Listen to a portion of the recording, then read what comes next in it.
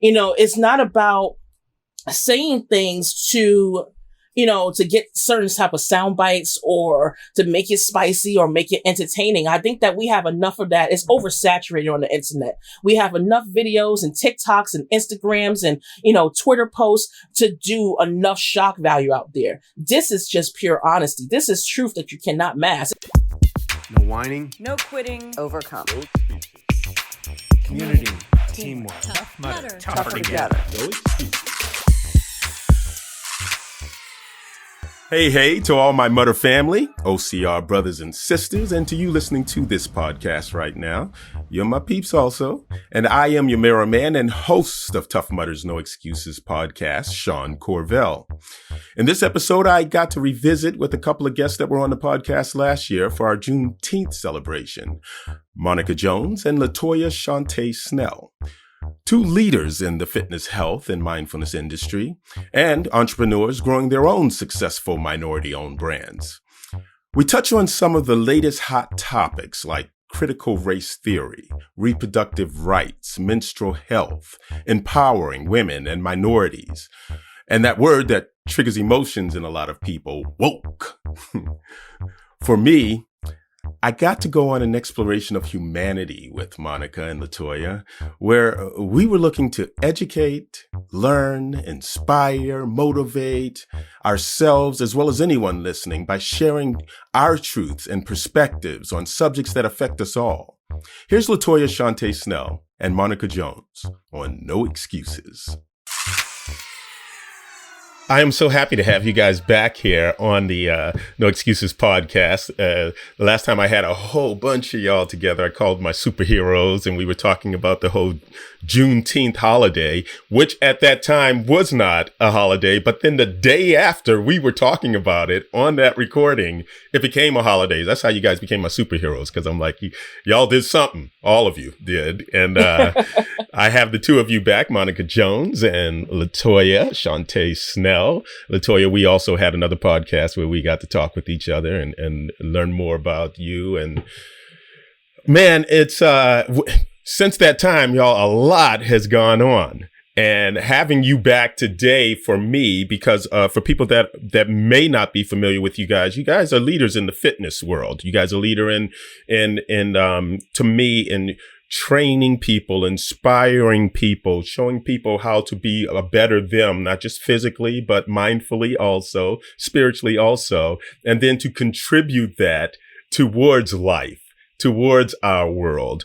And that's what I got from each and every one of you when I was speaking with you guys. So I couldn't wait to have you guys back and, see how you're doing, just get a little catch up and do our own little state of the world, how we're doing with the state of the world right now. So I'll start off with you, Monica. Thank you for coming back. How's life? What's been going on since we last talked? Thank you for having me. Life has been good. I feel blessed. And, speaking for the state of the world, obviously we've had massive amounts of change, and a lot of them are not going in the ideal direction that we would love. However, I do feel as if we strengthened our resolve in our last conversation. And I'm speaking for me personally, and I'm sure Latoya can agree, that kind of strength in those conversations has carried over into our purpose, continuing conversations of our own and continuing through our own content creation. And, I made the decision to never work for anybody else again after we had that conversation. It was like, okay, well, if there is an alignment here, then I'm just going to go ahead and do it myself. I fought very hard in the organizations that I was working with. It just got to a point where I realized, and God told me, hey, you did what you were supposed to do. You said what you needed to say. You spoke for who you need to speak for, and now you need to go and do that on your own terms. And so I've been blessed with many opportunities that align better since then. And I've been able to say even more what I needed to say. So it's been wonderful just to be a minority-owned brand and continue to champion the minority and continue to keep the dollar black and be a better resource to those who are around me. And moved into DC, like we were just talking about.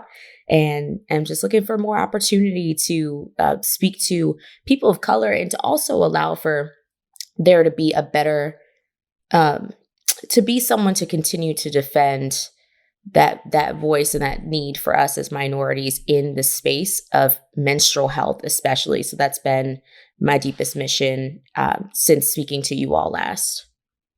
Yeah, let me say, Train with Monica is what I have. Your website, monica-jones.com. I said that correct, yes. Right? Mm-hmm. People can go there. They can find out so much more about you and see the awesome things that you're doing. So I encourage everybody to go and check out her website.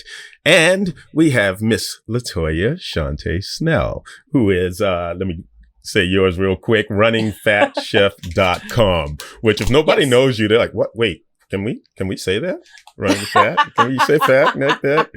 But if we know you, those of us that know you, oh, hell yeah. You can say whatever you're feeling. Mm-hmm. So Latoya, how's it been going? What's going on? How you been? Man. I'm definitely in a mixture. I'm in a weird headspace with everything that's kind of going on, especially with the reproductive rights, everything that's happening there sits at home for me. I am a person who's had an abortion, and a life-saving one when I was a teenager. It was much more than just, I think people sometimes look at it as, oh, you're being sexually irresponsible or anything like that. Sometimes people have their reasons, and it is frankly none of anybody's business of why anyone chooses to have that. And I know that, this is not exactly the direction of the conversation today. And pardon me for adjusting my headphones every 5 minutes. This is called a black girl hairstyle here. But, it's fire. It's fire. But yeah, I feel like the direction of this country is exactly where it's always been. I think a lot of people are very shocked and appalled, and you've heard the chatter, the same things that we've heard last year and the year before and the year before that. And I think that social media has done this amazing thing called exposing things that you cannot no longer put in a category of banned books or pretend that it doesn't happen or leave you in the safety of it doesn't happen in my neighborhood. I'm not around this particular person.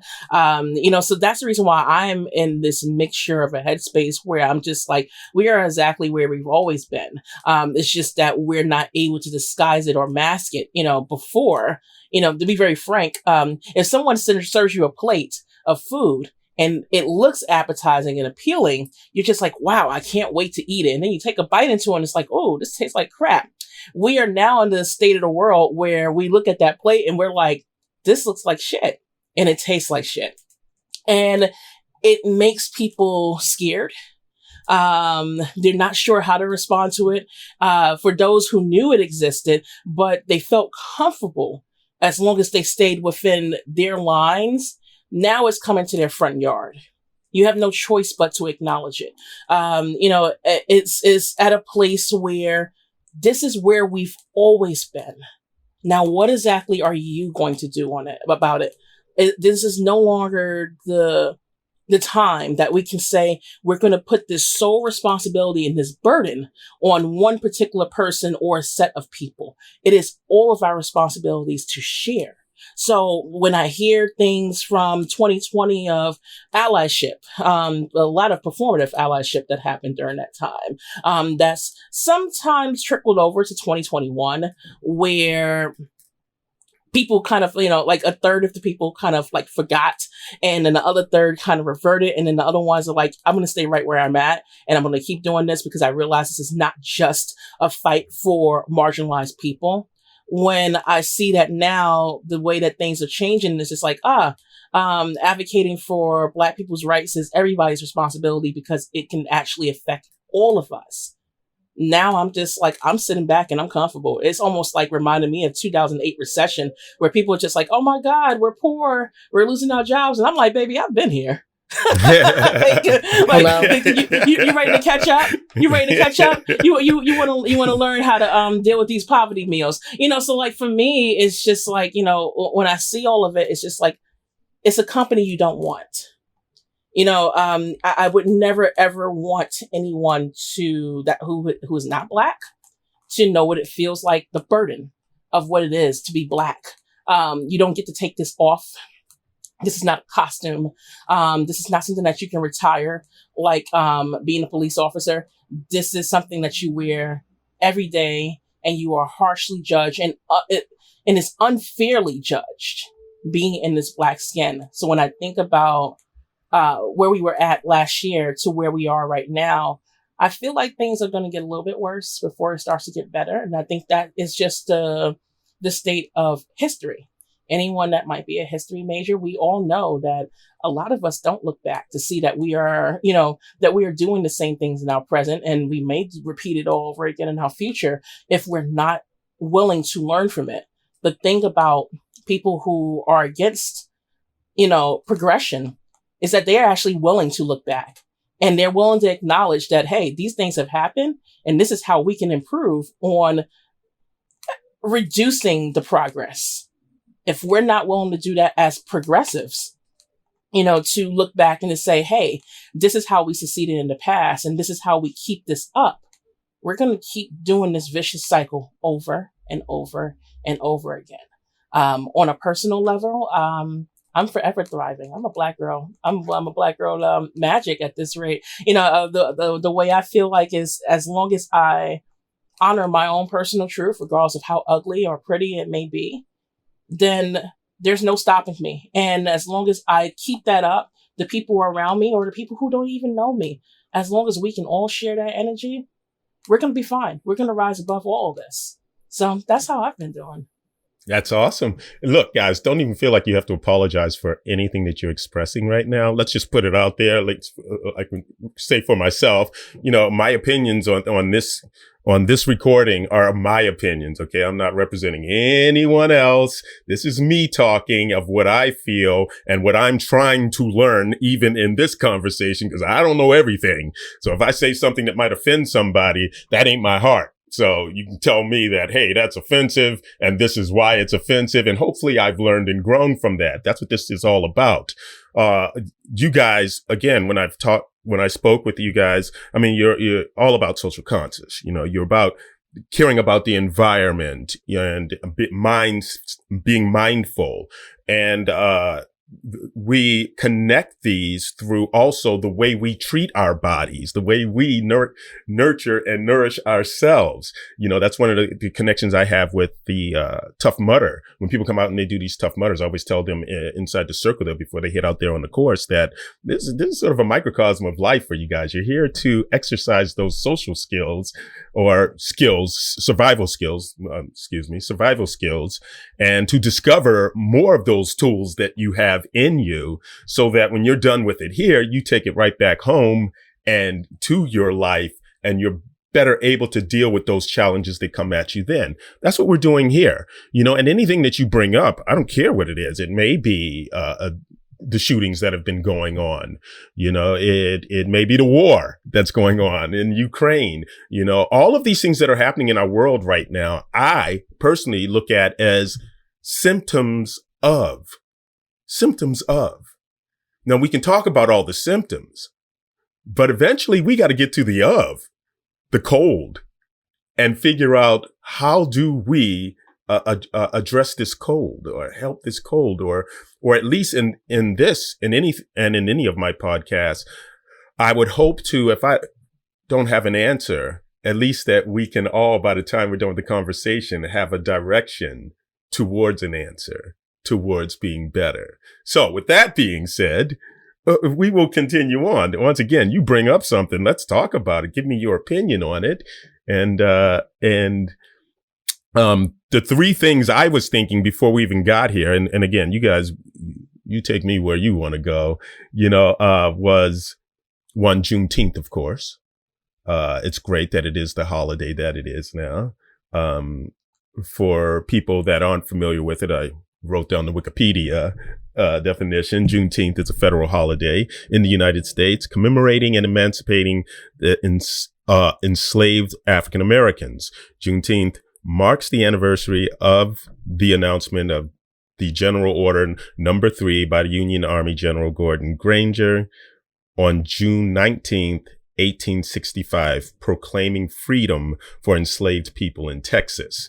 Now, of course, there's a lot more to that story. It's very interesting and very important. But this gets me to also another thing that we have going on, teaching of Black history. Now, I was reading in an article where there's this legislation that's going on in certain states now where they're kind of limiting that. They've, what do they call it? Like critical race theory is the words that we hear now. Critical race theory.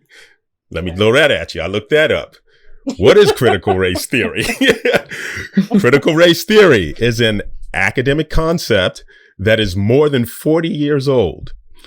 The core idea is that race is a social construct and that racism is not merely the product of individual bias or prejudice, but also something embedded in legal systems and policies. The basic tenets of critical race theory, or CRT, emerged out of the framework for legal analysis in the late 1970s and early 1980s, created by legal scholars Derek Bell and Kimberly Crenshaw and Richard Delgado, among other people like that. So this is what's going on too. We see in our schools, and we see this sort of this pushback now that has been sort of awakening by our past administration. Seems like it's given everybody a green light to come out and just be mean, angry, or certainly to show their fears. And you get these legislators now where they're coming up with these laws, or that they're sort of like, what are they doing? They're like sort of suppressing how teachers can teach either Black history. They're suppressing how our LGBTQ community can express themselves. Guys, your opinions on this? Here's what Juneteenth is not. It is not great value ice cream. It is not a marketing technique. It is not a campaign. It is not something that's going to just run off for a couple of days out of the month, like 30 days, and then afterwards you'll forget about it, and then you'll come back to it during certain unique months of the year. Like we know that January kicks in, and it's like, oh, Happy New Year, and then Black History Month kicks in February, and then you celebrate us for about 28 to 29 days, and then maybe we'll pick up around March, because Women's History Month kicks in, and oh, great, we could possibly pick up some of those Black people right along the way, and then we forget about them because April Fool's is right there. Then we might remember you around LGBTQ month, and I happen to be one of those people that just happen to be the quote unquote alphabet community, because I honestly do not censor myself when it comes down to expression. I used to years ago. I feel like the best thing that Juneteenth has taught me is to be unapologetically Black, because regardless of how many ways that I can put a Band-Aid on my Blackness, I can polish it up, I can tone it down, I could be less quote unquote extra, or I can fit into the box that whiteness wants me to be. I'm never ever going to be able to fit into every room, and that is okay. I think that it is actually great that I do not fit into everybody's room or their box, because I'm not built like a box, and I'm just really just tired of these quote unquote laws that the government has created. The laws, there were laws years ago, and I think this law actually still exists, where in certain states you couldn't even get a divorce as a woman. And I think that the terms of asking for a divorce or even looking like you wanted a divorce was you was going to be put in jail.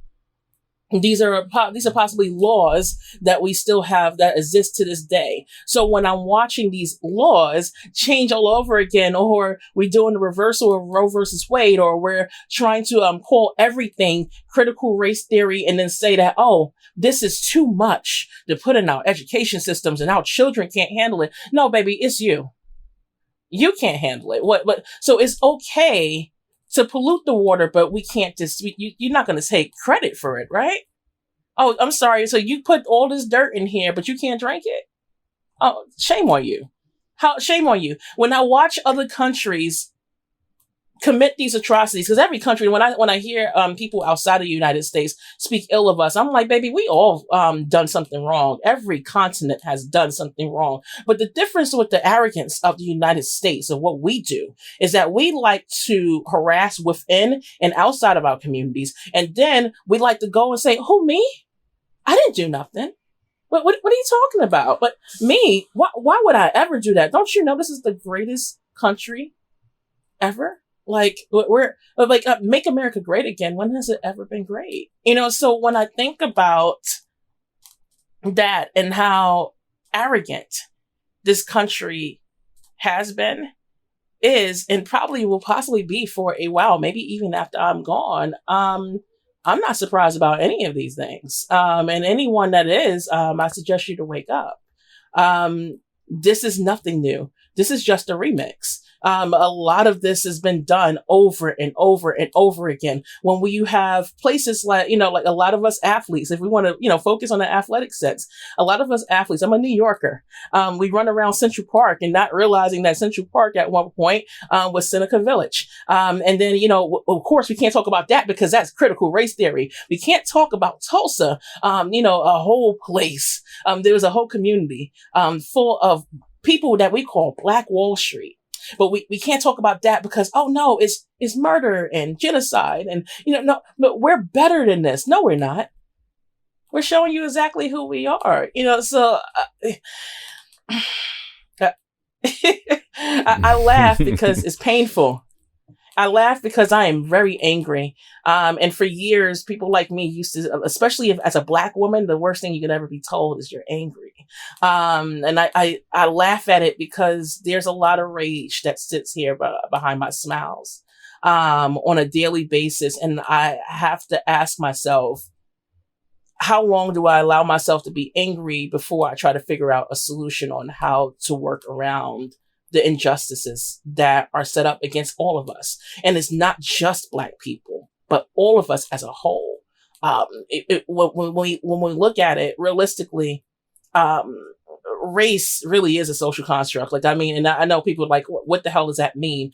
Race is something that's created, that was made up. It's a lot of made up BS. And it's really just like this totem pole system that's created where it's just like, everybody else is better. Just please don't be Black. Like, you can be poor and white. You can be poor and anything else. But the closer you are to Blackness, that's where you are at the bottom of the totem pole. I don't care how much money you have. I don't care your status. I don't care if you are Will Smith level. And I mean, hell, like, to not go on a tangent. When we look at people like Will Smith, who's been the most respectable Black man in Hollywood, and he goes on the stage and we watched a bunch of, and I'm going to be very frank here, when we watch a bunch of white people particularly start screaming out, oh my God, and, it should be more than the Oscar ban, and, how could he do this? And he smacked another Black man on stage. Meanwhile, we've watched sexual offenders march on this stage as well. Now we give this man a 10-year ban. I'm not saying that what he did was right. What I'm saying is, it's amazing to me that someone with a 30+ year career who has made it his point to not curse in rap music, who has made it his point to make things accessible, to make things kid friendly, to make things appeasable to white folks mostly. All of a sudden, he is the worst thing that has ever walked the planet. It's this selective outrage that's astonishing for me. It's the way that we could never do wrong the way that white people could ever do on this planet. It is the way that I speak on here right now, and I know realistically what's going to follow up is 60 hate mails of please don't ever bring her back from this program. That's amazing for me, and I love it. I used to be scared and I used to be fearful with, and I was just like, why am I trying to appease people who have never considered me? So, I take this energy everywhere I go, and I'm just like, baby, if you don't like me, you don't like yourself. I'm not the thing that you don't like. You don't like what I represent. You don't like my own personal truth. And the more that you know yourself, these things don't scare you. Like, it really doesn't scare you. And I challenge people to stop being scared of, being honest about the state that we're in. We are screwed as a country, and we're not going to get better until we stop trying to put bans on everything. And when we stop getting all these crypt keepers, and I'm talking, when I say crypt keepers, I mean like these really old, frumpy white men out of office, making decisions for people's bodies and their autonomy. There's a lot of quote unquote race blending that's happening. You have a lot of interracial couples out here who is going to be impacted by some of these rules. I beg of you, if you don't see it in yourself, especially the I don't see color crowd, I dare you to see it for your children. Mm-hmm. So I'm going to stop here because I have a lot to say about that. Yeah. So when you're talking, I love it. Yeah, when you're speaking this and you say, oh, well, people are going to hate what I say. And what are you going to say? What do you say to those people? I mean, are you up here just trying to make people angry? Are you up here trying to attack people? What is your reason for saying all this stuff that you say? Because everybody, it doesn't matter what you say, whether you're right, wrong, you feel a certain way, when it comes down to something that is going to be emotional based or it's going to come from a personal experience, you're going to piss off someone. And the more that we choose to dance around these things, the more I feel like that's offensive. I feel like when you decide that I'm going to go in your room and I'm going to pull a Rick James move and I'm going to jump on your couch and I'm going to destroy it, but we're going to pretend, we're just not going to talk about it like it didn't happen. That is offensive to me. The audacity of you to be so confident, and let's keep it, let's keep it safe. Let's keep it PC. The only PC that I honor is my PC, the PC that I'm on right now, this personal computer. I do not honor PC conversations around me when I know that it is more harmful and the lack of conversation that we're having versus me choosing my words a certain type of way and not thinking about how can I make this approachable to not offend you. This country has been offending me but before I was even here. This country has offended ancestors of ours. This country, and when I say ancestors, I mean, well, I'm not talking about a long time ago of from the crowd that says it was 400 years ago, forget it. I am talking about like my dad, who is an ancestor, who was 58 years old when he passed away. I am talking about that type of ancestor. I am talking about a long time ago is like thinking about Roe versus Wade being how many years ago. I am talking about when it comes down to Brown versus Board of Education. I am talking about that long time ago. So when we stop putting the black and white on photos, when we stop putting the sepia tone on certain parts of history, when we stop removing books or telling teachers, well, you can teach, but not like that, then I personally don't care about offending people. If it feels like, it bruised your poor little soul, baby, I got some more. You want some coffee? Because I got all night.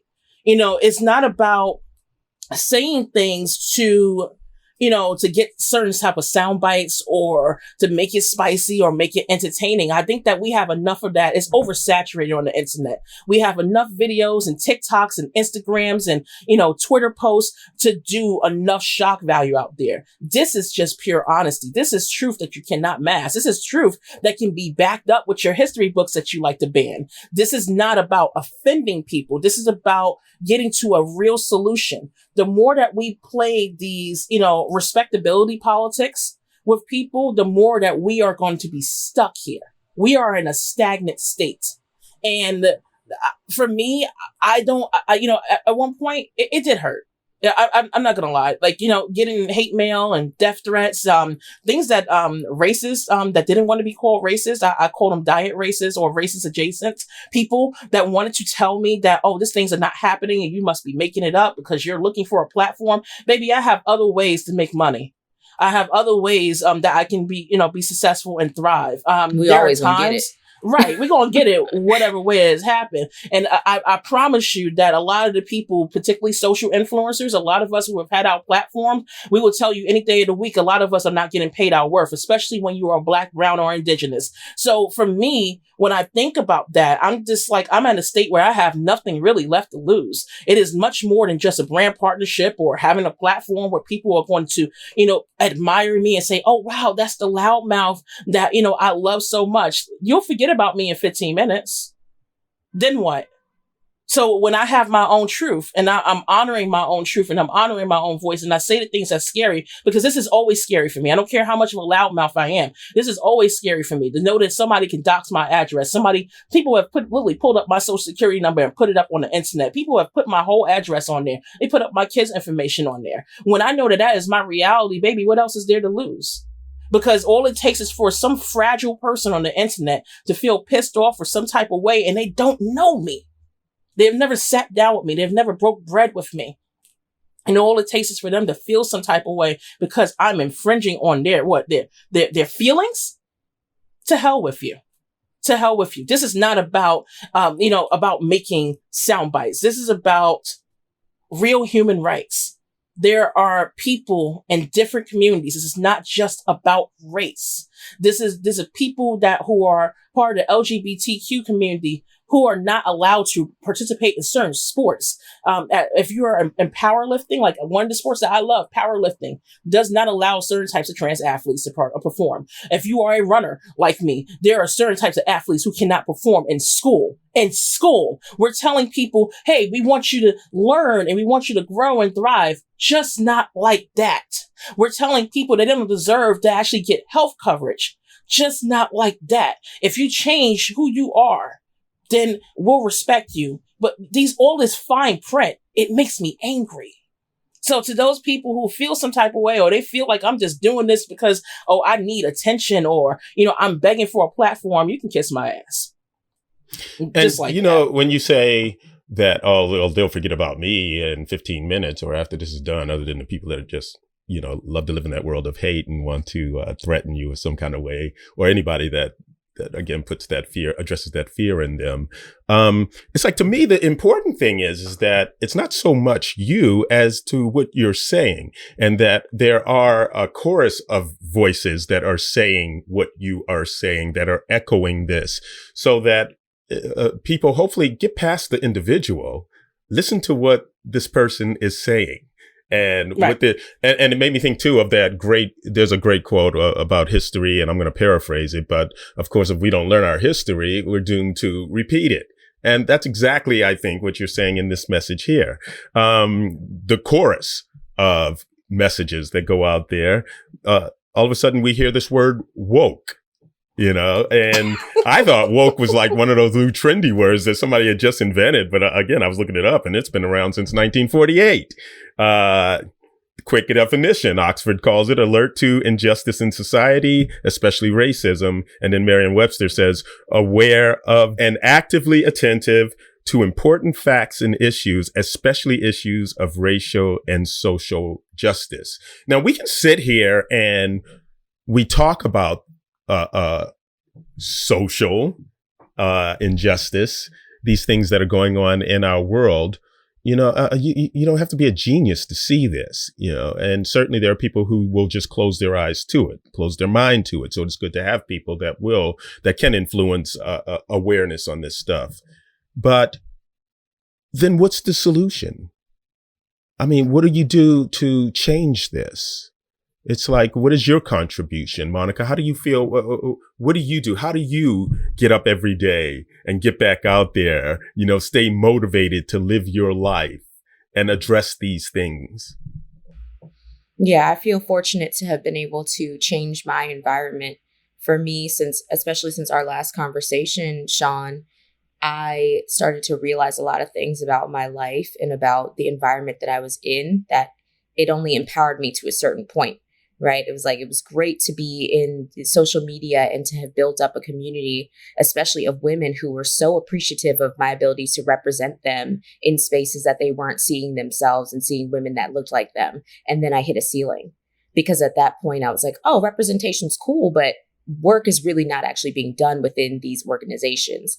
We say that we want to have the brown faces and the black faces, and we want to have the women, and we want to have the LGBTQIA community. We want to have everyone here, but we don't actually want them in positions of power. We don't want them where they can create and solve generational wealth issues within their families. We don't want them to have that. We just want them to show face for our brands. And so for me, I felt blessed to be able to say, you know what?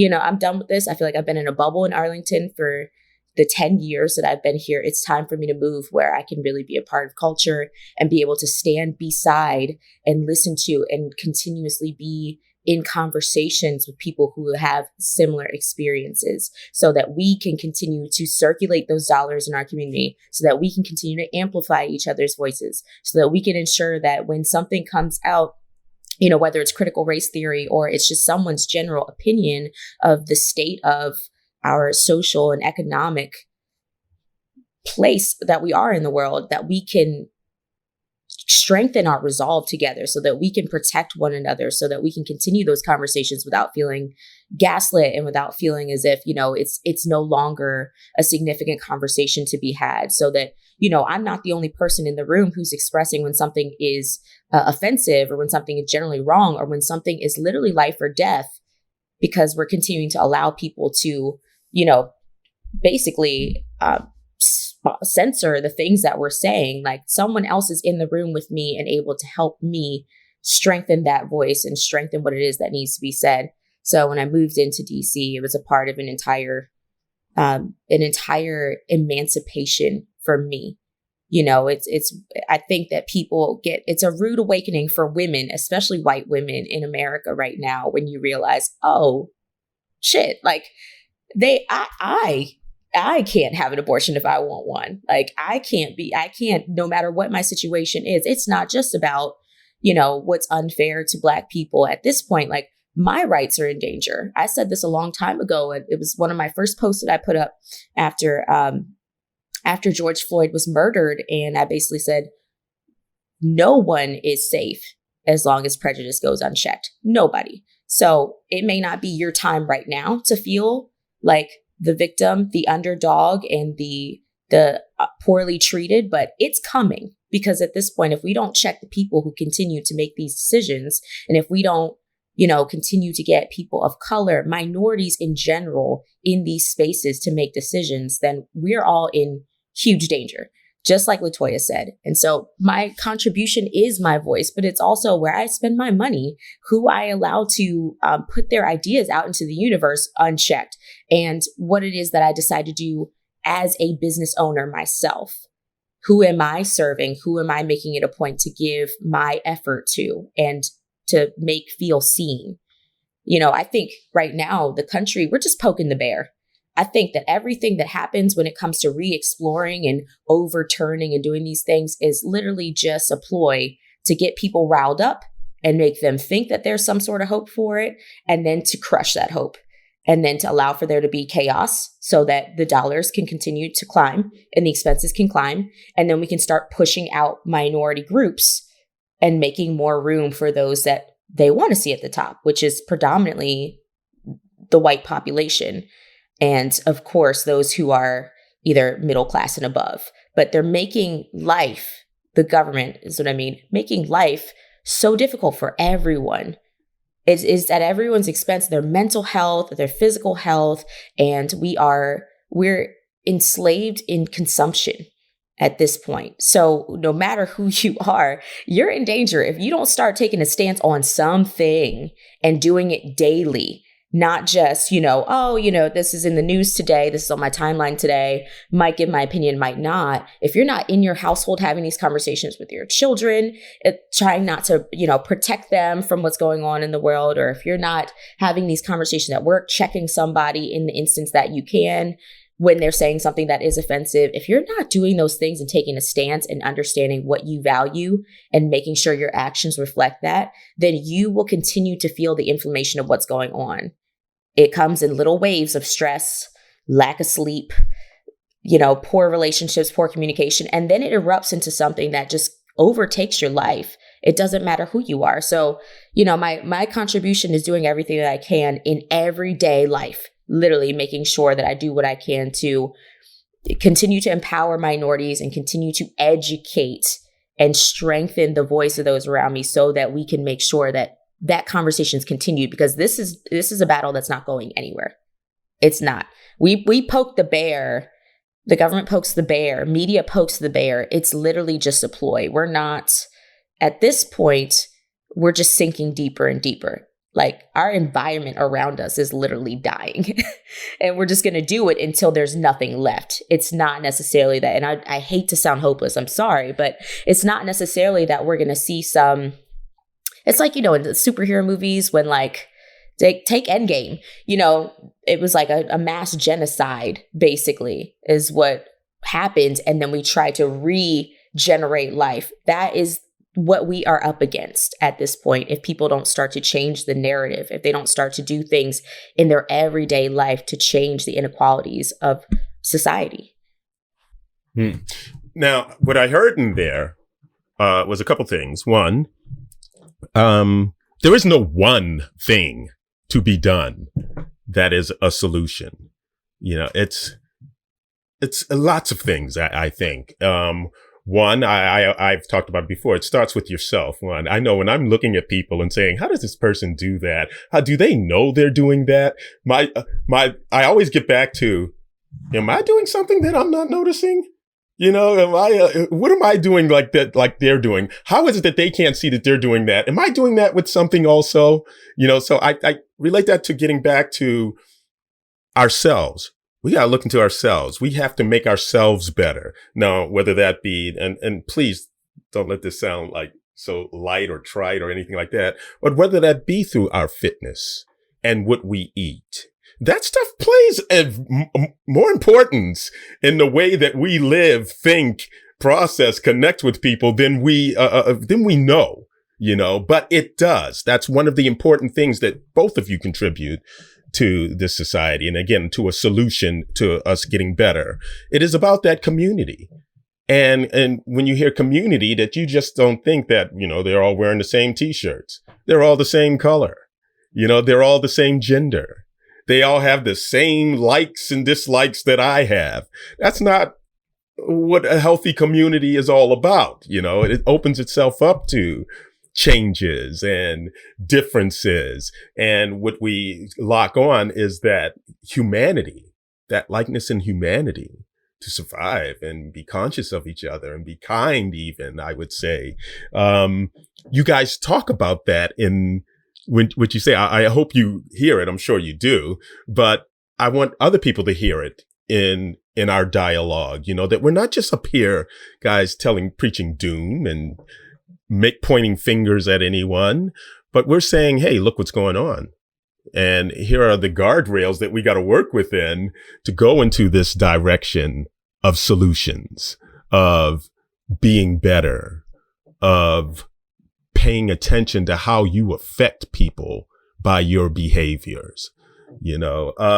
Latoya, what positive do you see in our world since the last time we talked? What has made you look at it and say, oh, I like this. Oh, I'm happy about this. Okay, this is a step forward.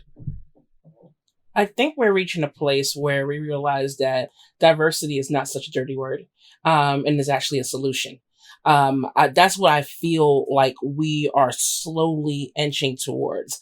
Whether we're looking at that through educating ourselves, and not just limiting ourselves to Google. It's in the act of someone actually taking the time to interact with a neighbor that they never took the chance to actually interact with in the past. It goes as far as to saying words like, I'm sorry, and following up with saying, these are the reasons why, and how can I actually change up what I've done in the past so I can make sure I do it better in the future.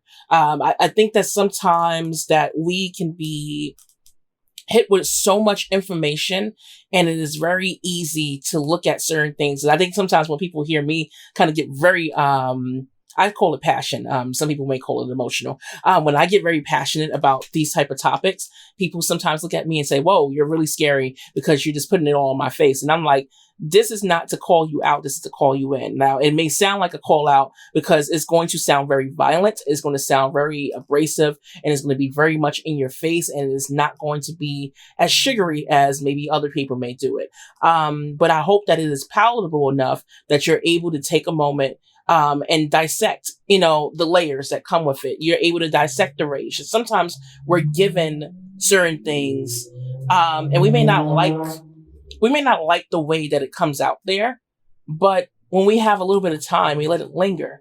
That's when we're able to look back at it 3 months from now, 6 months from now, and say, wow, that there was a message that was there. I know there's been times that I've been wrong, and I've gone back and I'm just like, all right, now I have to check within myself and be like, all right, all that advice I gave out there, I'm not following it. Now, how can I actually follow up to make sure that I'm doing the right thing? Like, I mean, hell, there was a time where I had, like, this was like not even 6 months ago. I had a follower that followed me since like before, people knew my name, at all. And, it was a post where I was talking about people trying to fat shame me. And it was this reel, probably about 45 seconds, 60 seconds or whatever. And this woman was trying to give me love. I read it so quickly. I thought that she was coming at me sideways. And when I read it, and I was like, oh my God, I'm like, I just made a mistake. I thought I deleted the comment fast enough. She saw it. And she was just like, sis, I've loved you since forever. I don't understand where all this came from. The moment that I took the time and thought about it, I was like, it's not enough just to delete the comment. It's not even enough to actually put out the apology to her in a private message. I was like, that disrespect in that 5 seconds was enough for her to see it. I don't know how many other people saw it. And that's when I was like, this is not about making myself look better or anything like that. I was like, let me use that same platform to be just as loud with my apology as I was with the disrespect. And I think that if I can do that, I think a lot of us can do that. And I think that we have been doing that. And it's not going to look as drastic or dramatic as we want it to be overnight. I think it's something that is happening. For me to say, that people are not getting it, it would be wrong. I wish it was faster.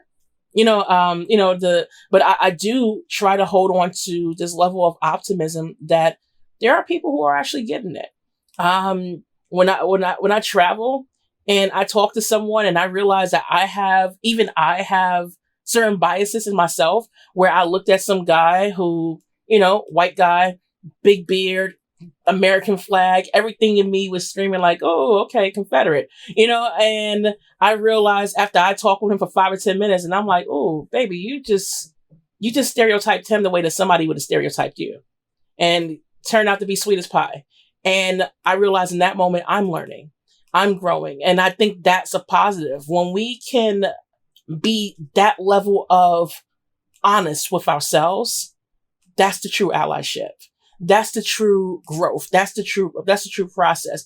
Because when we're able to be that level of honest with ourselves, it is so much easier to interact and move around in this world to get the progress that we want. It is the easiest way to emancipate ourselves. And in turn, the way that we treat ourselves is the way that we treat others. Is basically borrowing a little bit of what you just said about how we eat, how we, exercise, how we move around in this world. Imagine if you're a runner who is terrified about running because, of your size, maybe a gender or, a race, a racial background. When you're going out there alone, it's scary. When you go out there as a group, you're a collective.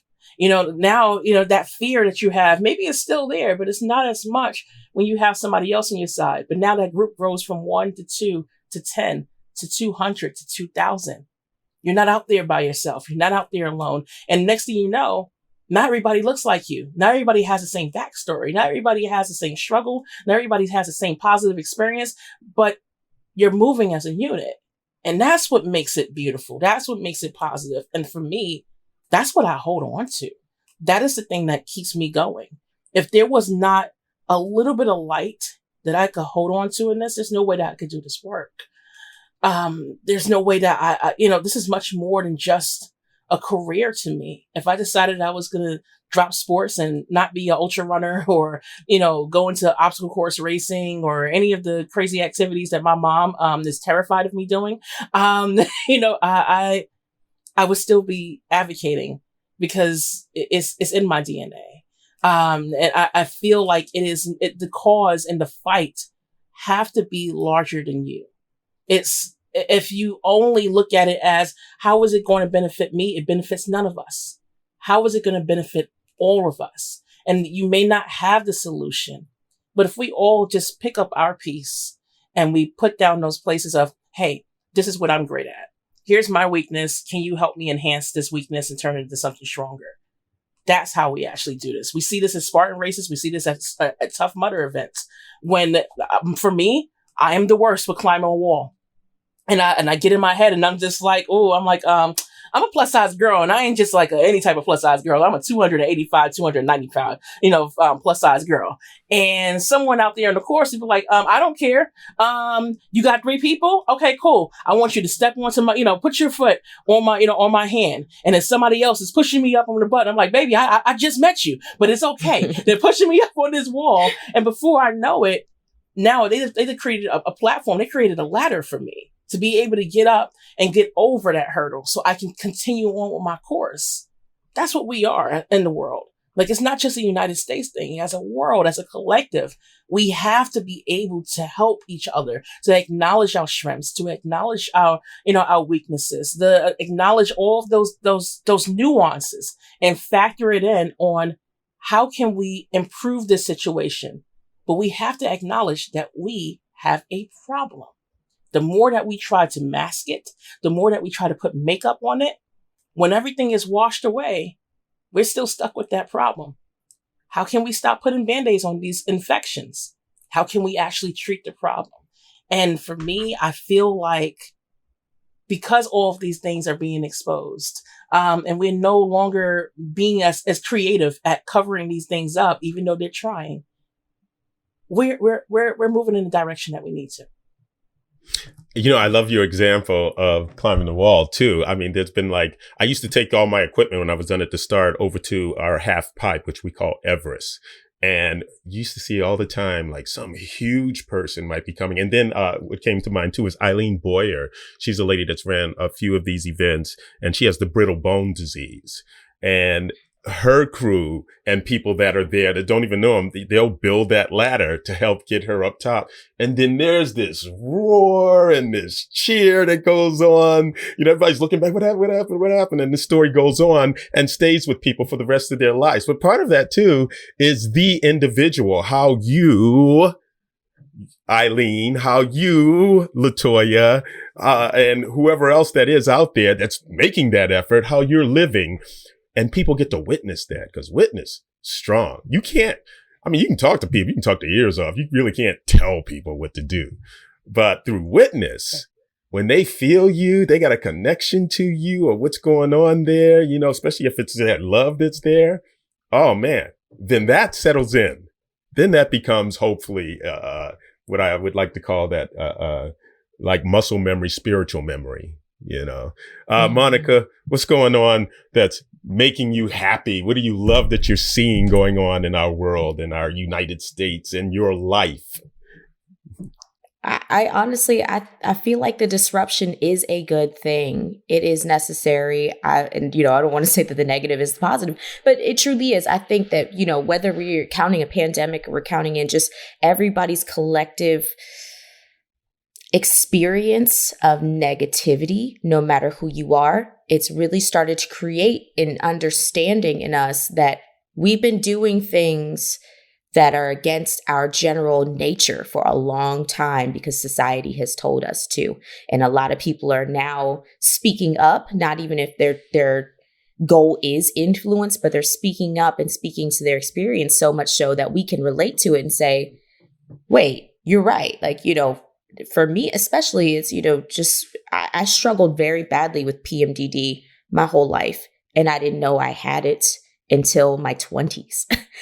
To go through that many years of issues like ADHD and PMDD, and to be a minority and to be never really heard when I go to the doctor, to the dentist, or to these places, to hear someone speak about their experience and say, oh yeah, that's what this is. I did this many years of suffering to now understand this, to tell you this. And now we have rising studies in actual women's health, not what was the men's study? Okay, drop that by about 20%. That's what women's is. It's like, we're just making shit up at this point. So, it's just the rise in that disruption and the ability for people to speak on their experiences, even though they're so hurtful to hear, it also helps awaken what we have done, what we've gone through over the past however long we've been alive, and what we've just taken and said, yes, I'll do that. Yes, I'll do the 9 to 5. Sure, I'll do that.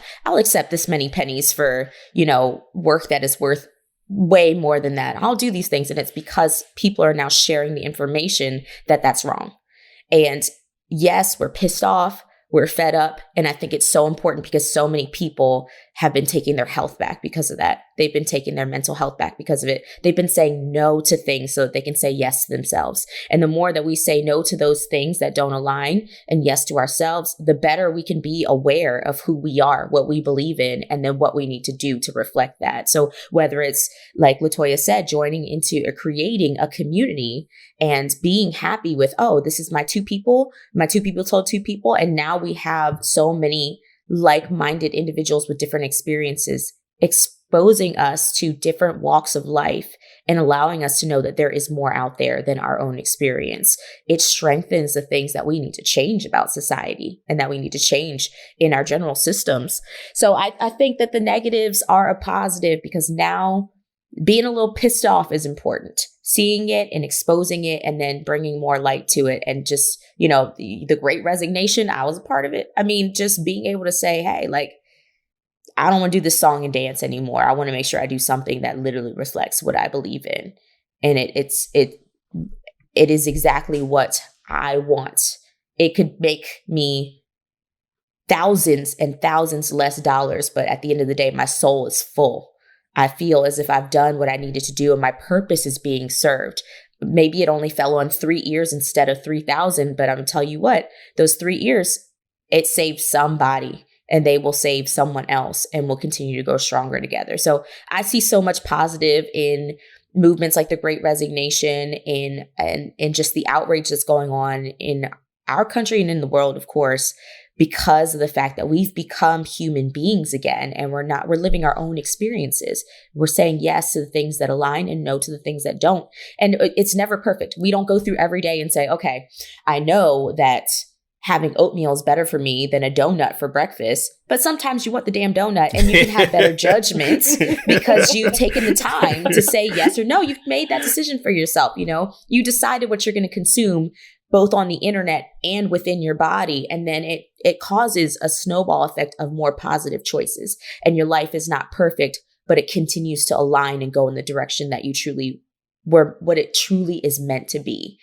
Our human experience, no matter what we look like or what we were born into, is something so special.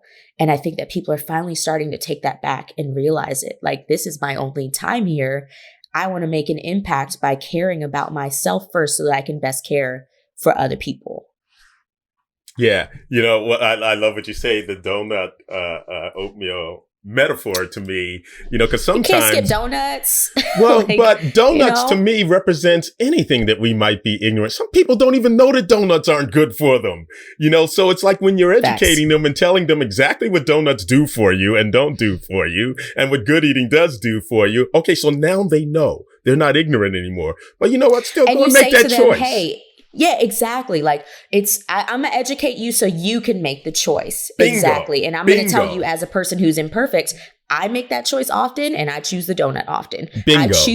I choose joy and enjoyment because that is one of the pieces of things that I can control. And as long as I'm doing it from a place of self-awareness, and, I understand, okay, I might be eating this donut because I'm stressed out because the world is crazy. As long as I know and understand that, then there is a lot more of an opportunity for me to make a better choice another day and still feel like I'm comforted and fulfilled in the decision that I made for myself. And that's, just like Latoya was saying, also, I love the imperfection of us on the internet. The moment I see somebody pretending to be something that they're not, I don't consume that anymore. And, if it's a person that I've had a dialogue with, I even let them know. And that's the big thing about influences. Like, we've all made mistakes on the internet, and showing up and being able to admit that and really following through on it and making sure that it aligns with truly who we are. That right there is, with great power comes great responsibility, but it is one of the greatest things that we can do as content creators, influencers, people who have influence over communities. I love this. I know I'm having a great time because this went by very fast for just an hour, and I hope that this is something that we, and then also our other brothers and sisters that were with us the first time, that we can keep coming back together, guys, on any platform. It might be on your platform, Latoya. It may be on your platform, Monica. I'm all in too. That we can keep coming back and keep talking like this, guys. And I hope that anybody that's listening to this, it doesn't matter who you are, guys. You could be that old white guy, you could be some young kid living in Iceland or something. This donut that we're talking about is your life, is your challenges also, and these solutions and these, identifying these things, awareness to it is also about your challenges that is going on to you in particular. And it all ties into that quote again: justice for one is justice for all of us. Now, I know I've just butchered that, but y'all know what I'm saying. Injustice. Thank you. With our general conversation the last time and this conversation today, I will say, when we talk about catching up and what is different, there is a gentle nature to us wanting people to stand for something and to take action in some way. For me, and I don't know, Latoya, if you feel the same way, Sean, if you feel the same way, the call to action is greater, it's bigger, it's deeper, and it's really necessary to do what you can to identify the struggles that are happening, whether it's within your life and you can relate or not, and stand for something. We are seeing just general rights continuing to be constricted more and more. And if you do not use your voice, use your effort, use something in order to make some change happen within your circle and your life and let that expand, then we're in danger. So we've got to make sure that we are taking that action. Maybe the last time that we spoke, I might have expressed that, I can't remember, in some way, but it is a deeper and a louder cry for help, to be honest. Like, when I sit here and I listen to Latoya talk about the dangers of these decisions and talk about the pain and the hurt, we haven't even touched on colorism in general, but just the fact that there is a deeper hurt for people with a different shade of skin, with a different experience, with a different surrounding. Like, I hope that anyone that hears this can continue to empathize and feel that and hold tight to that mission as we move forward from this conversation, even more so than the first time we had the conversation, because now we see it spreading like the disease that it is towards more and more communities. I definitely agree. I hope that, more than anything, that we acknowledge that we are much more than our trauma. It's very easy to get caught up, especially during these times. It feels like everything is kind of hitting us all at once. Like when it came down to the pandemic, it's like, as soon as we were adapting to, okay, this is what the new world is going to look like, it was just like, okay, here comes the murder hornets, here comes something else, and I feel like that's what we are in our political climate. As things change, we're getting hit with different things, and it's just like, how can I keep up? You feel like you're drowning. But the thing is about us humans is that we adapt, we're resilient, and not all of us are made to go out there and protest and, march or get arrested or do all these things that, visually look powerful. Some of us are meant to be the educators. Some of us are meant to be the ones that actually say, you know what, today's the day I'm going to be silent for once and actually be a listener, and be an active listener at that. Maybe this is a time where you actually do refer to your older generation who've lived through some things and say, how did you handle it at that moment? So you can actually learn and educate and grow from there. Like in taking that analogy, with the donut, we can never ever forget the accessibility part, because it's one thing to learn, about something being unhealthy or something that maybe this is a better decision, but having the accessibility to be able to make that change, understand that everybody is not have those tools, right in front of them to be able to make that change overnight. It's like telling someone, hey, the way that you've been living for 30, 40 years is actually wrong. It actually isn't an injustice to a certain community. But if that's the area that they're living in and they don't have the access to move or to convince a whole, community that, hey, this is really racist or this is really sexist or fat phobic, you have to meet people where they are. So I do hold space for empathy. I hold space for people who are just like, listen, you're shaking up and rattling my entire existence, my core, my being. And now you're expecting me to change overnight. I think that sometimes with our content creation, as educators, for people with large platforms, that we're so accustomed to making this noise that sometimes we forget the nuance. We forget the things that we cannot see. Sometimes forget that not everybody is going to be as loud as us, or they have not reached that point in their life where they feel comfortable. And we have to respect people right where they are at that moment if we are expecting all of us to grow. It's not going to happen when you want it. It's going to happen when we all can actually accomplish it. So that's going to take time. And I love that feeling, what you're saying. I mean, that's how I feel. The injustice to an individual or a group is an injustice to me. Also, that's how I feel, and I believe it's an injustice to us all. Guys, this has gone so quick. You ain't getting out of here before I ask you my 2 fun questions that I ask of all, I guess. Yes. One is that wonderful quote that was passed down to me by a gentleman named Craig, who I got to visit in the hospital just before he passed away of cancer. He told me when he was diagnosed, his family told me that he started living by this quote that became a motto for him, became a motto for me. And I took it back to Mother Nation. And I believe they made it so popular over the years, it actually became that song that you hear Darius Rucker singing now. So I ask of each one of you, this question of the quote: when was the last time you did something for the first time? And I will start off with you, Latoya. What was it? And it doesn't have to be anything. You didn't have to jump out of a plane. You could have just hug the kitty today. Right. No, I wish. Even though the jumping out of a plane thing was actually really cool, I don't think I want to do that again.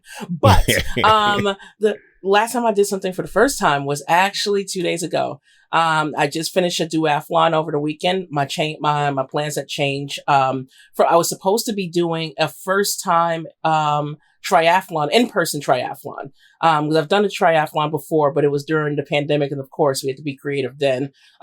So doing a mile in a pool is very exhausting.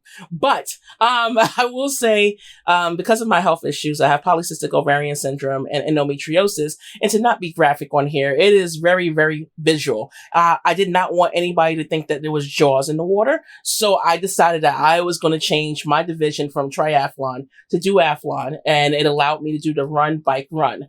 That was not my first time doing this. After the race, I decided, I didn't get enough torture. Let's go and do some archery. So it was my first time doing archery, and I was able to take my husband and my son with me, and we did this for the first time, and it was amazing. And I'm not a bad shot. Yeah. I'm not a bad shot at all. I was like, oh, okay, maybe this is the reason why I like axe throwing. Great. That's great. Monica, before I ask you that, PMDD, I know I can go and look this up, but what is it real quick? It's premenstrual dysphoric disorder. It is, if you've ever heard the term PMS, premenstrual syndrome, it is PMS on steroids. So yes. It exacerbates all of your premenstrual symptoms to the umpteenth degree, and it puts you pretty much right below what Latoya is speaking about when she speaks of PCOS and endometriosis as far as those symptoms. It's miserable, and it was a blanket diagnosis for women who had, or those who menstruate who had PMDD and endometriosis, or PCOS and endometriosis for a long time. And when I hear a woman talk about having either of those reproductive struggles, I think back on going into my gynecologist visit and almost fist fighting this woman because she told me I wasn't feeling the things that I was feeling, and I wasn't struggling bad enough to really explore the options of whether I had either of those issues. And so, obviously it's a whole nother conversation for another day, but any human being menstruating out there that is having pain or severe struggles, even if it is just with what they call mood swings, which is just going from mood to mood erratically, it's not something that you should feel ashamed of. And none of those symptoms, nor the topic at all. And I love you, Latoya, for speaking on it in that way. None of those topics should be something you should be ashamed of. And you are worthy of getting help. You're worthy of being pain-free. So I definitely want to make sure that I advocate for that 1000% because of the fact that it has changed my life to do the research myself. It has changed my life to rearrange my entire life around my cycle. And it's changed my life to be able to speak up for women who are not being heard in that medical space. So, I mean, I love that the conversation ended with that. Well, it didn't end, but thank you. I needed to, for people like me who needed to hear that. When was the last time you did something for the first time, Monica? So for me, I met a group of really dope women at the We Need to Talk filming at American University a few weeks back, and it was for the celebration of Title IX.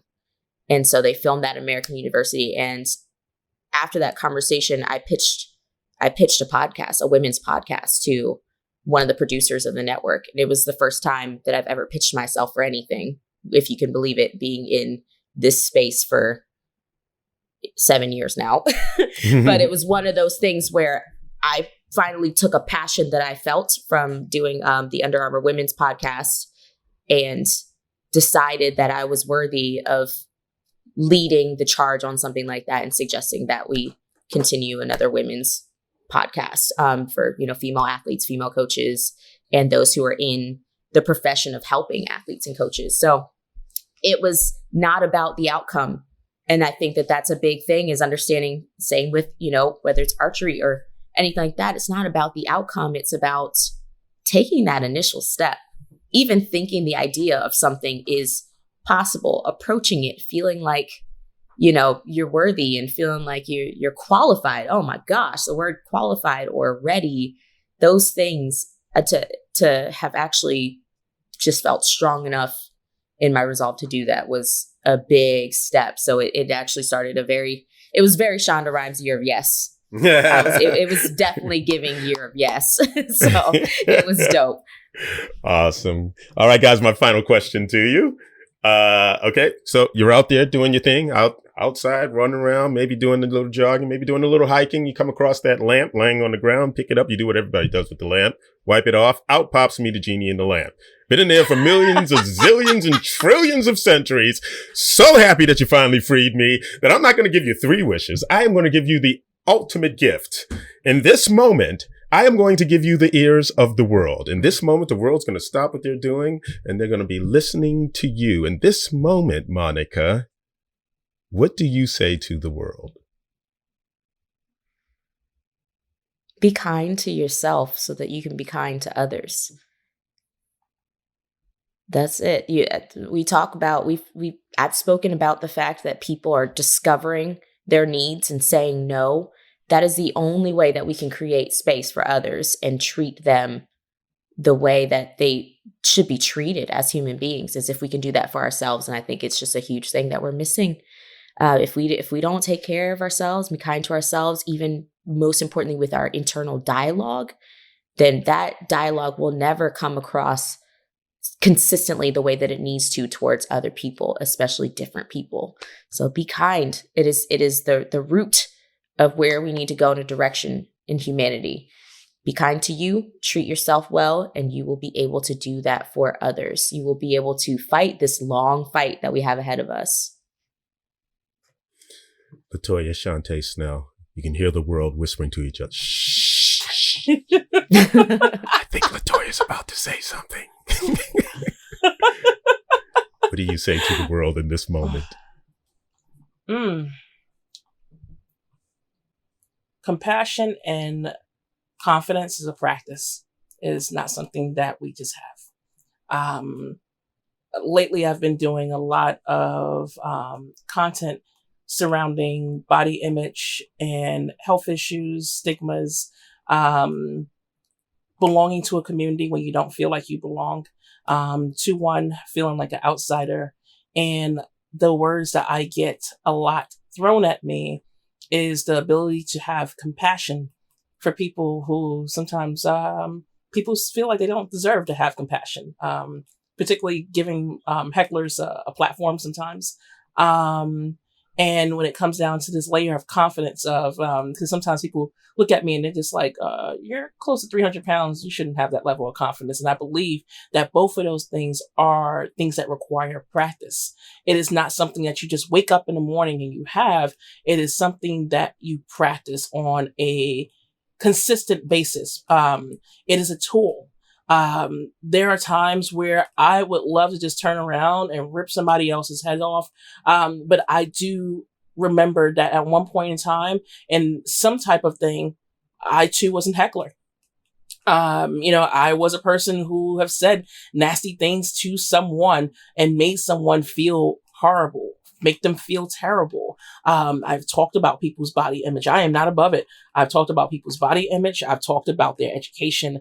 I've heckled people I essentially started my Running Fat Chef platform by taking hate mail that I got, and I would say equally or 3 times worse things right back to them.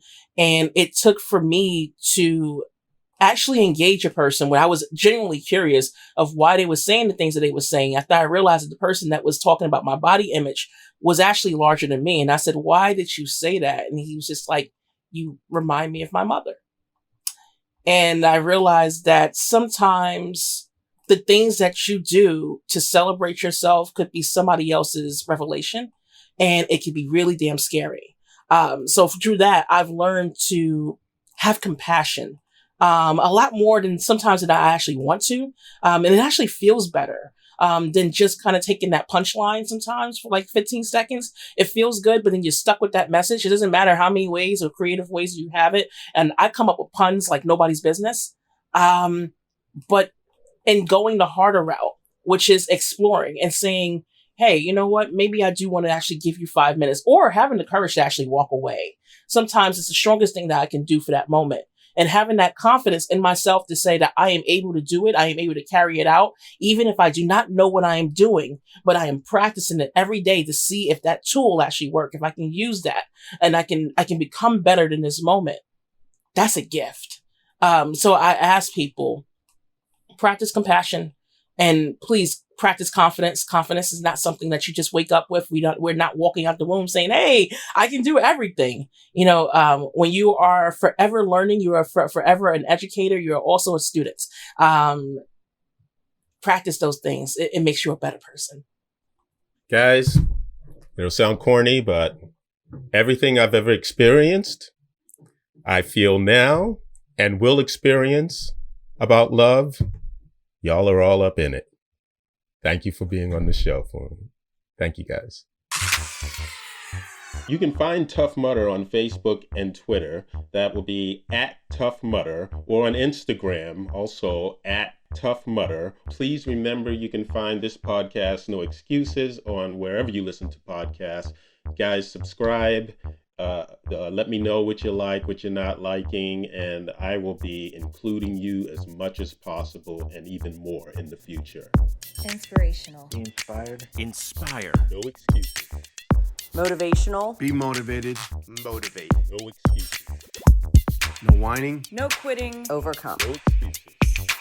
Community. Teamwork. Tough Mudder. Tougher together. No excuses.